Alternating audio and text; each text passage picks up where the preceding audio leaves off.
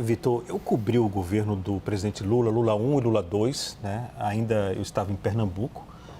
E o comportamento, a conduta do presidente Lula naquela época, Juliana, era um comportamento totalmente diferente, porque no governo 1 e no governo 2, sobretudo no 2, havia uma cobrança muito maior. E às vezes, quando havia uma informação negativa, era evidente no semblante do presidente Lula em eventos como esse no Palácio do Planalto. Preocupa a tranquilidade do presidente? Leandro, antes de qualquer coisa, muito boa noite para você, para a Ju e a todos. Leandro, na verdade preocupa se a gente analisar essa coletiva como um todo. A gente acompanhou que existe uma mudança muito clara na estratégia de comunicação do governo, uma assunção de que há problemas a serem resolvidos, né, que a população está certa, por exemplo, em reclamar do preço dos alimentos, que não foi a primeira vez que Lula fez essa admissão.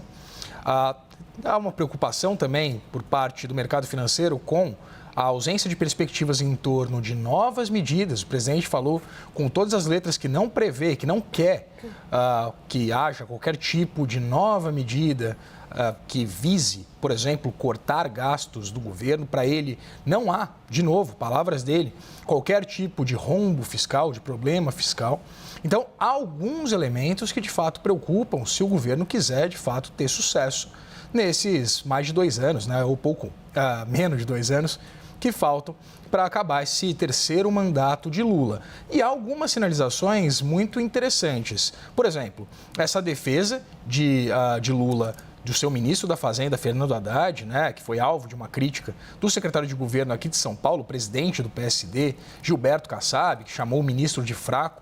Lula faz uma defesa de Haddad, o que sinaliza de fato que ele confia na política econômica de Haddad, e isso em meio a essas especulações também da ida de Gleisi Hoffmann para um ministério, uma secretaria com status de ministério lotada no Palácio do Planalto, ao lado do gabinete do presidente, e que com certeza culminará num poder de influência muito significativo por parte de Gleisi Hoffmann ao presidente da República, e que nos faz perguntar, né, Leandro, a respeito de qual vai ser, portanto, a condução do resto do governo com essa chancela. A gente sabe que Lula confia bastante em Fernando Haddad. Agora, há também uma outra sinalização importante, que foi essa mudança, sobre a qual eu e a Ju, né, falamos ontem, em meio ali depois da divulgação, né, da decisão do Copom de elevar a taxa básica de juros, a Selic, em 1 ponto percentual. A gente comentava sobre essa mudança de discurso por parte de petistas, como, por exemplo, Gleisi Hoffmann,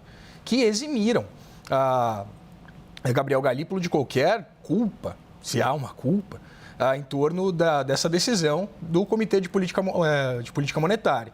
Agora, o presidente Lula também, né, defende que Gabriel Galípolo está fazendo o que tem que ser feito, que se a taxa básica de juros foi elevada, porque isso, né, deve acontecer de fato, ele afirmou com todas as letras confiar em Gabriel Galípolo, e mostra também que, na verdade, com essa fala, ele disse que Gabriel Galípolo criaria as condições para que tivéssemos juros mais baixos. Isso não é uma atribuição do presidente do Banco Central, essa é uma atribuição, de fato, do governo e do ministro da Fazenda, Fernando Haddad, mas há essa preocupação em torno da ausência da possibilidade de haver novas medidas do controle fiscal, que de fato é o principal problema hoje do governo, de fato uma questão simples de arrumação das contas públicas, e o presidente sinalizou que não vê a situação dessa forma.